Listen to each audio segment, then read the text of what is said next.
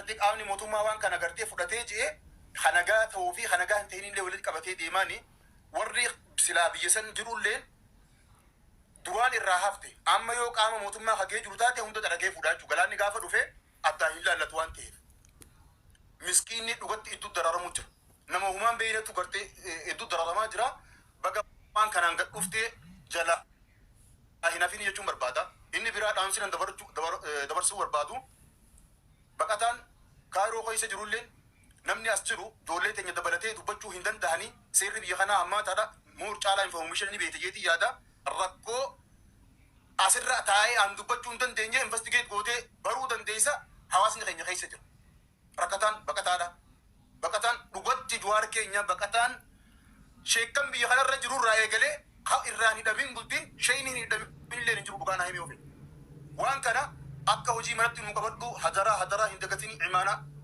baqataan dhugatti rakkoo hamaa keessa takkaa amata kudhamee kan biyya kana jirra amrii akka baranaa nagarree salaata masgiida geeffachuu dadhabne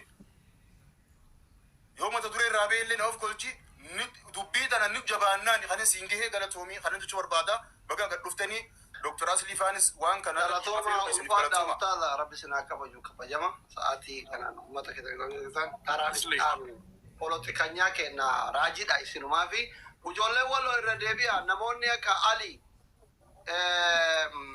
mucaa walaleessaa akka Suddii kana jiru qeerroo jajjabe Ali walloo boxing na goote turte aga amman agarreen commentii na gori wori sigarcha ijoollee walloo la tokko barreessaa galatooma ulfaadha Raajii hin dubbataa raajiin haa dubbatu raajiraan aanee gaafii qabaanii gaafii sana akka walitti qabee raajiin gaafii qabaatee Jawaar walitti qabee kan nu deebisu barbaada. Galatoom raajii tufi ijoollee wal lokko tokko na barreessa. Raajii tufi. Gaarii ani amma ishuu tattee gaachana sabaa ililii darbi gaachana sabaa si arge galatoom mucaan Jawaar tarra walaloo kee maxxan ililii darbi. Dubbadhu raajii.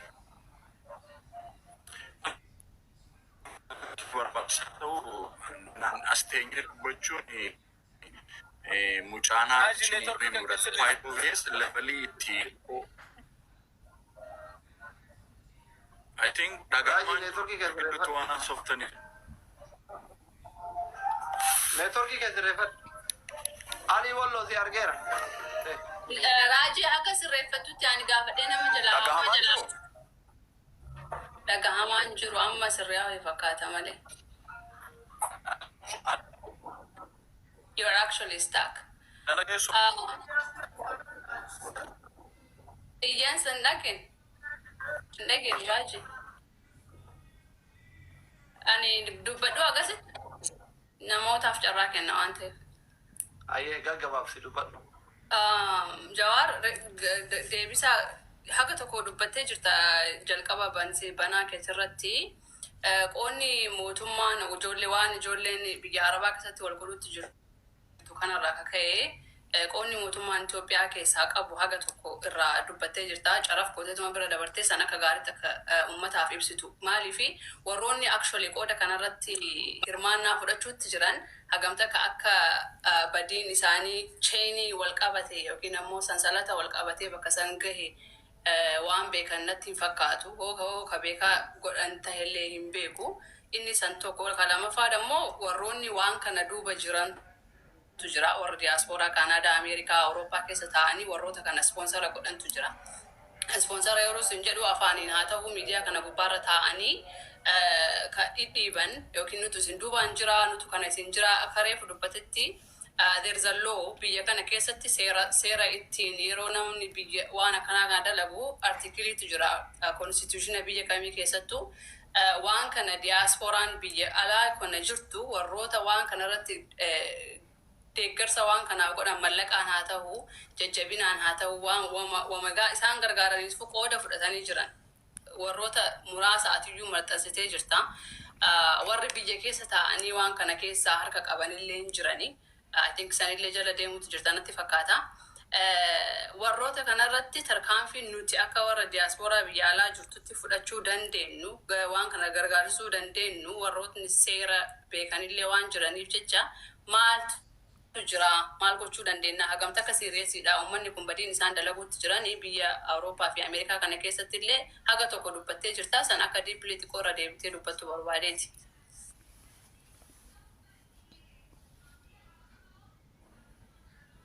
Galatoomii ulfaadhu. Dhumarra deebitaa maamuu deebitaa na biraatti carraa kennu jabe. Raajiin haa dubbatu eegalee waan tureef raajiin haa dubbatu dhumarratti walitti qabeewwan ni gadhaa. Yes, Raji dubbadhu ne tarkee yoo sirreeffa. Raji.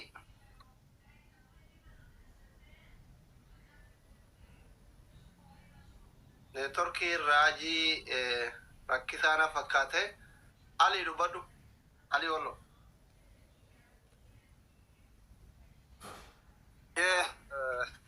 Assalamu alaikum warahmatullahi wabarakatuh. Baga nagaan nu eegdanii. Asumaan galatoomaadha. Nu kabajdanii gartee. Waan akka muuziqaa ofirraa cufe yoo sibira taate. Nama bira miti Raajii bira na fakkaatu. Aye. Kabajamoo fi jaalatamoo obbo Jawaar galatoomaa isinillee asitti argamuu keenyaaf hedduu itti gammanna. Wanni amma deemaa jiru kun egaa akkuma beekamu waan hunduma keenya nama yaachisu. Waan ilmi namaa ilma namaa irratti raawwachuu hin dandeenye garaa jabummaa irraa kan ka'e. Wanni kun egaa irra deddeebiidhaan hedduu daangaa darbee jira. Dhimma kanarraa dubbachuun keessan barbaachisaadha. Mee asirraa reegaa insha Allah waan jettan yookaan waan irraa gaafii nu gaafattan insha Allah walumaan dhageenya. Isin dhaggeeffanna reetti qabu.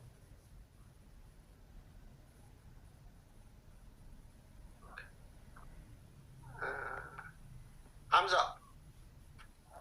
Soda carraan isi. Wanni jechuu barbaadu dhumarratti amma Raajiidha kanneen waan dhumarratti walitti qabee xiyya raggataadha gisee hunda silaa hojii waan ijoolleen godhaa jirtu waliin Raaji ne Turkii sirreeffattee soda galatooma. Raaji. Raaji. Naanna dhageessu asli amma. Okay. Yoo na dhageessanii fi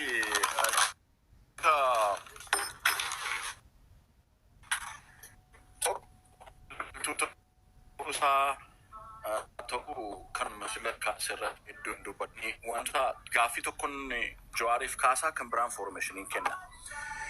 Wanti guddaan isin hubachuu qabdanii wantonni gahee dhuunfaa namoota garaagaraa gandummaatti hidhuu wantoonni garaagaraa akkuma jiranitti ta'eeti wayi tokko waan isin beekuu qabdanii kana keessaa mootummaan harka qabaachuun irraanfatina.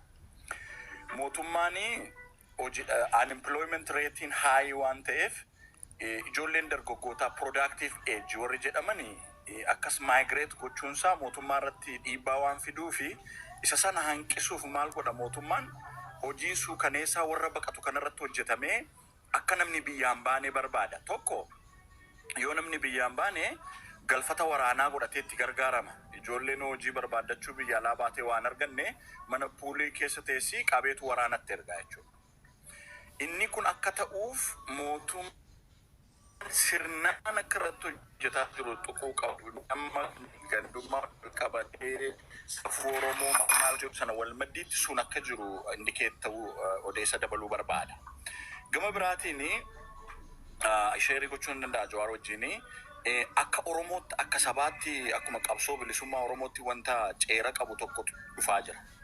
Gaazexeessaan tokko biyya Faransaayiti akka tasaa marsareetii abaa'oo anan monitor godha aksasii nan qaba. Reach out nu godha jechuudha. Waan akka addi bilisummaa Oromoof Oromoon Yemen keessatti waraana jaaraa jirutti verify naa godha jedhee reach out nu godha jechuudha gaazexeessaan kun. Inni kun maal mul'isaa warra alaabaa baadhatee qawwee baadhatee deemu sana Oromoon egaa rakkoon achitti akka nama dhuunfaatti hojjetamu akka dhaabaatti akka qabsoo Oromootti maal qabaa akka jedhu mul'isa waan ta'eef wanta hin jabal ta'edha. Artiikilii inni barreessee of ibsee gaazexaa keessa hojjeturra godhe ani booda Jawaar wajjin we talk in the back so like share godhuu danda'a. Inni kun waanuma xixiqqaatti ilaalina.